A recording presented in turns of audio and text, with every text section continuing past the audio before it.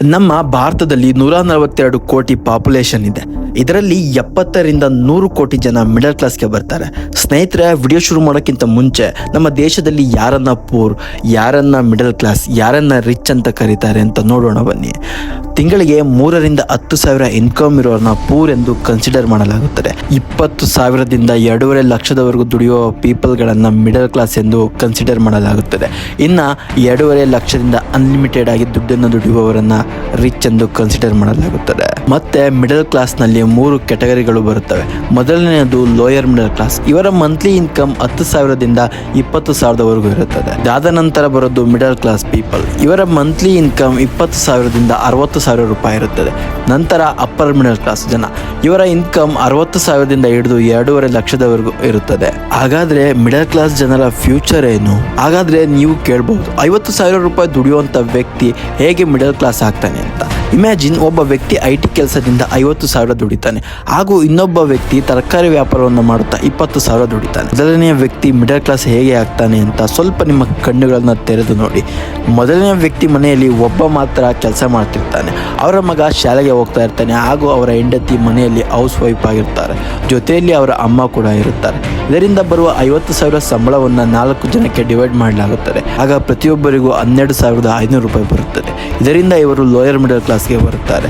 ಈಗ ಎರಡನೇ ವ್ಯಕ್ತಿ 20,000 ದುಡಿತಾನೆ, ಹಾಗೂ ಅವರ ಹೆಂಡತಿ 15ರಿಂದ 20,000 ರೂಪಾಯಿ ದುಡಿಯುತ್ತಾರೆ. ಅವರ ಮೊದಲನೇ ಮಗ ಝೊಮ್ಯಾಟೊ ಡೆಲಿವರಿ ಮಾಡಿ 15,000 ತಿಂಗಳಿಗೆ ದುಡಿತಾರೆ, ಹಾಗೂ ಅವರ ಇನ್ನೊಬ್ಬ ಮಗ ಕೆಲಸ ಮಾಡಿ 15ರಿಂದ 20,000 ರೂಪಾಯಿ ದುಡಿತಾನೆ. ಇವರ ಟೋಟಲ್ ಇನ್ಕಮ್ 60ರಿಂದ 70,000 ಆಗುತ್ತೆ.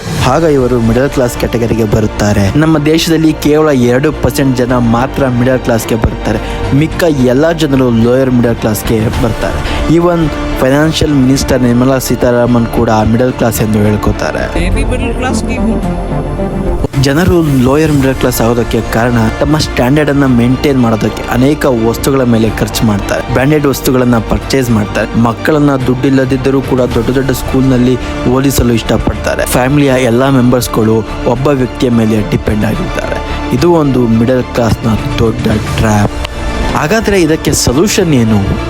ಮನೆಯಲ್ಲಿ ಎಷ್ಟು ಜನ ಇರ್ತಾರೋ ಅವರೆಲ್ಲ ಕೂಡ ಕೆಲಸವನ್ನು ಮಾಡಬೇಕು. ಬಿಸ್ನೆಸ್ ಇನ್ಸೈಡರ್ ಪ್ರಕಾರ ಇಂಡಿಯಾದಲ್ಲಿ ಕೇವಲ 32% ಮ್ಯಾರಿಡ್ ವುಮೆನ್ಸ್ಗಳು ಕೆಲಸ ಮಾಡ್ತಾರೆ. ಫ್ಯಾಮಿಲಿಯಲ್ಲಿ ಎಲ್ಲರೂ ಕೂಡಿ ಕೆಲಸ ಮಾಡಿದರೆ ಎಲ್ಲರ ಇನ್ಕಮ್ ಇಂದ ಲೋಯರ್ ಮಿಡಲ್ ಕ್ಲಾಸ್ ಇಂದ ಅಪ್ಪರ್ ಮಿಡಲ್ ಕ್ಲಾಸ್ಗೆ ಬರಬಹುದು. Second point, job dependency and secure mind set. ನೀವು ಯಾವ ಮಿಡಲ್ ಕ್ಲಾಸ್ ಫ್ಯಾಮಿಲಿಗೆ ಹೋಗಿ ಕೇಳಿ ಜಾಬ್ ಆರ್ ಬಿಸ್ನೆಸ್ ಅಂತ, ಪ್ರಿಫರಬಲಿ ಜಾಬ್ ಅನ್ನ ಚೂಸ್ ಮಾಡ್ತಾರೆ. ಯಾಕೆ ಅಂದ್ರೆ ಜಾಬ್ ನಲ್ಲಿ ಸೆಕ್ಯೂರಿಟಿ ಅಂಡ್ ಫಿಕ್ಸೆಡ್ ಇನ್ಕಮ್ ಇರುತ್ತೆ ಅಂತ, ಪ್ರತಿ ವರ್ಷ ಇನ್ಕ್ರಿಮೆಂಟ್ ಆಗುತ್ತೆ ಅಂತ. ಬಟ್ ವೆಯ್ಟ್, ನಾವು ತಿಂಗಳಿಗೆ 50ರಿಂದ 60,000 ದುಡಿದ್ರೂ ಕೂಡ ಯಾಕೆ ರಿಚ್ ಆಗೋದಕ್ಕೆ ಆಗುತ್ತಿಲ್ಲ? ಪೆಟ್ರೋಲ್ ಪ್ರೈಸ್ 2002ರಲ್ಲಿ 29 ರೂಪಾಯಿ ಇರುತ್ತದೆ. ಹಾಗಾದ್ರೆ ಅದೇ ಪೆಟ್ರೋಲ್ ರೇಟ್ ಇವತ್ತು 110 ರೂಪಾಯಿ ಆಗಿದೆ. ಇದಕ್ಕೆಲ್ಲ ಕಾರಣ ಇದರಿಂದಾನೇ middle class people middle class ಆಗಿ ಉಳಿಯುತ್ತಿದ್ದಾರೆ. ಮಿಡಲ್ ಕ್ಲಾಸ್ ಜನರ ಇನ್ನೊಂದು ಮಿಸ್ಟೇಕ್ ಅಂದ್ರೆ wasting money in unnecessary things. ಸ್ನೇಹಿತರೆ, ಒಂದು ಕೋಟ್ ಇದೆ, ಬಡವ ಶ್ರೀಮಂತನಾಗಿ ತೋರಿಸಿಕೊಳ್ಳಲು ಹೋಗಿ ಮತ್ತಷ್ಟು ಬಡವನಾಗ್ತಾನೆ ಎಂದು. ಕೆಲವರು ಶ್ರೀಮಂತರಾಗಿ ಕಾಣಲು ಯೋಚನೆ ಮಾಡಿದ್ರೆ, ಇನ್ನು ಕೆಲವರು ಶ್ರೀಮಂತರಾಗಲು ಯೋಚನೆ ಮಾಡ್ತಾರೆ. ನಾವು ಮಾಡುವಂತ ದೊಡ್ಡ ತಪ್ಪು ಎಂದ್ರೆ ಕಡಿಮೆ ರೇಟ್ನಲ್ಲಿ ಒಳ್ಳೆ ಕ್ವಾಲಿಟಿ ಸಿಕ್ಕಿದ್ರೂ ಕೂಡ ನಾವು ತಗೊಳ್ಳೋಕೆ ಹೋಗೋದಿಲ್ಲ. ಬದಲಾಗಿ ಬ್ರಾಂಡೆಡ್ ಬಟ್ಟೆಗಳನ್ನ ಬಳಸಲು ಇಷ್ಟಪಡ್ತೇವೆ. ನಾವು ಇಂಡಿಯಾದವರು ಈ ರೀತಿ ಪರ್ಚೇಸ್ಗೆ ಪ್ರತಿ ವರ್ಷ $8.5 ಬಿಲಿಯನ್ ಯೂಸ್ ಮಾಡ್ತೀವಿ. ಇನ್ನೊಂದು ಬಿಗ್ಗೆಸ್ಟ್ ಅಂದ್ರೆ ಜೀವನದ ಎಂಟೈರ್ ಇನ್ಕಮ್ ಅನ್ನ ಬರೀ 4ರಿಂದ 5 ದಿನದಲ್ಲಿ ಖರ್ಚು ಮಾಡಿಬಿಡ್ತಾರೆ. ಅದುವೇ ಮದುವೆ. ಈ ಮದುವೆ ವಿಷಯದಲ್ಲಿ ಮಿಡಲ್ ಕ್ಲಾಸ್ ಜನರು, ಅಪ್ಪರ್ ಮಿಡಲ್ ಕ್ಲಾಸ್ ಜನರು, ಲೋಯರ್ ಮಿಡಲ್ ಕ್ಲಾಸ್ ಜನರು ಎಲ್ಲರೂ ಕೂಡ ಮದುವೆಗೋಸ್ಕರ ತುಂಬಾ ದುಡ್ಡನ್ನ ಖರ್ಚು ಮಾಡ್ತಾರೆ. ನಮ್ಮ ಹತ್ರ ದುಡ್ಡು ಇಲ್ಲ ಅಂದ್ರೂ ಕೂಡ ಗ್ರ್ಯಾಂಡ್ ಆಗಿ ಮದುವೆಯನ್ನ ಮಾಡ್ತಾರೆ. ಹಾಗಾದ್ರೆ ನನ್ನ ಪ್ರಶ್ನೆ, ಈಸ್ ಇಟ್ ನೆಸೆಸರಿ? ಪೇರೆಂಟ್ಸ್ಗಳು ತಮ್ಮ ಜೀವನ ಪೂರ್ತಿ ದುಡಿದ ದುಡ್ಡನ್ನ ಮದುವೆಗೋಸ್ಕರ ಖರ್ಚು ಮಾಡ್ತಾರೆ. ಹಾಗಾದ್ರೆ ಈ ಮದುವೆನ ಸಿಂಪಲ್ ಆಗಿ ಮಾಡೋದಕ್ಕೆ ಆಗೋದೇ ಇಲ್ವಾ?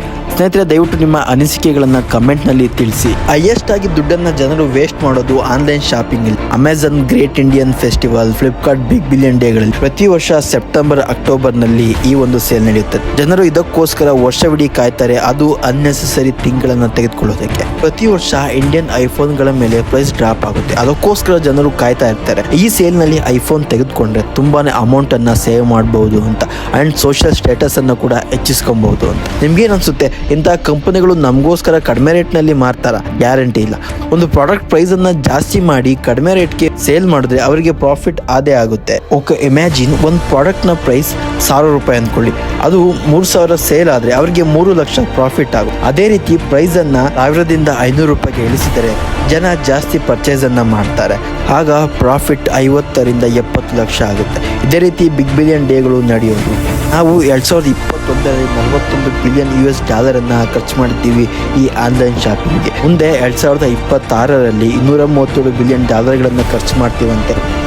ಇನ್ನೊಂದು ಥಿಂಗ್ಸ್ ಮೇಲೆ ಇಂಡಿಯನ್ ಜನರು ವೇಸ್ಟ್ ಮಾಡೋದು ಅಂದರೆ ನಾನ್ ವ್ಯಾಲ್ಯೂಬಲ್ ಎಜುಕೇಷನ್ನ ಮೇಲೆ ಲಕ್ಷಗಟ್ಟಲೆ ಅಮೌಂಟನ್ನು ಖರ್ಚು ಮಾಡ್ತಾರೆ. ಇವತ್ತು 58,000 ಕೋಟಿ ನೆಟ್ವರ್ತ್ ಇದೆ ಈ ಕೋಚಿಂಗ್ ಇಂಡಸ್ಟ್ರಿಗೆ. ಇದು ಮುಂದೆ 2028ರಲ್ಲಿ 1033 ಕೋಟಿಗಳಷ್ಟು ಆಗುತ್ತೆ. ಇಷ್ಟೆಲ್ಲ ಅಮೌಂಟನ್ನು ಖರ್ಚು ಮಾಡಿ ನಾವು ಓದಿದ್ರು ಕೂಡ ಇವತ್ತು 50% ಇಂಡಿಯನ್ ಗ್ರಾಜ್ಯುಯೇಟ್ಸ್ಗೆ ಜಾಬ್ ಇಲ್ಲ. ಪೇರೆಂಟ್ಸ್ಗಳು ಮಕ್ಕಳಿಗೋಸ್ಕರ ಲಕ್ಷಗಟ್ಟಲೆ ದುಡ್ಡನ್ನು ಕೊಟ್ಟು ಕೋಚಿಂಗ್ ಸೆಂಟರ್ಗಳಿಗೆ ಹಾಕ್ತಾರೆ, IIT, NEET, JEEಗಳಂಥ ಎಕ್ಸಾಮ್ಗಳನ್ನು ಕ್ರ್ಯಾಕ್ ಮಾಡೋದಕ್ಕೆ. ಆದರೆ ಅಲ್ಲಿ 1% ಸ್ಟೂಡೆಂಟ್ಗಳು ಮಾತ್ರ ಗೆಲ್ತಾರೆ, ಮಿಕ್ಕ 99% ಜನರ ದುಡ್ಡು ವೇಸ್ಟ್ ಆಗುತ್ತೆ. ಇಲ್ಲಿ ಪ್ರೈವೇಟ್ ಸ್ಕೂಲ್ ಕಾಂಪಿಟೇಟಿವ್ ಎಕ್ಸಾಮ್ಗಳ ಬಗ್ಗೆ ಕೆಟ್ಟಾಗಿ ಮಾತಾಡ್ತಿಲ್ಲ. ಇವತ್ತು ಆನ್ಲೈನಲ್ಲಿ ಎಲ್ಲವೂ ಕೂಡ ಫ್ರೀಯಾಗಿ ಸಿಗ್ತಿದೆ. ಇಂಡಿಯಾದಲ್ಲಿ IAS, IPS, ಡಾಕ್ಟರ್, ಇಂಜಿನಿಯರ್ ಬರೀ ಇವಷ್ಟೇ ಎಲ್ಲ ಕೆರಿಯರ್. ಇವುಗಳನ್ನು ಬಿಟ್ಟು ಅನೇಕ ಜಾಬ್ಗಳಿವೆ. ಇದರಿಂದಾಗಿಯೇ ಮಿಡಲ್ ಕ್ಲಾಸ್ ಜನರು ಮಿಡಲ್ ಕ್ಲಾಸ್ ಆಗಿ ಉಳಿಯುತ್ತಿದ್ದಾರೆ. ಕೊನೆಯದಾಗಿ, don't look rich, B rich. ಸ್ನೇಹಿತರೆ, ನಿಮಗೇನಾದರೂ ಈ ವಿಡಿಯೋ ಇಷ್ಟ ಆಗಿದೆ ನಿಮ್ಮ ಫ್ರೆಂಡ್ಸ್ ಆ್ಯಂಡ್ ಫ್ಯಾಮಿಲಿಗೂ ಶೇರ್ ಮಾಡಿ, ಅವರನ್ನು ಕೂಡ ಅವೇರ್ ಮಾಡಿ.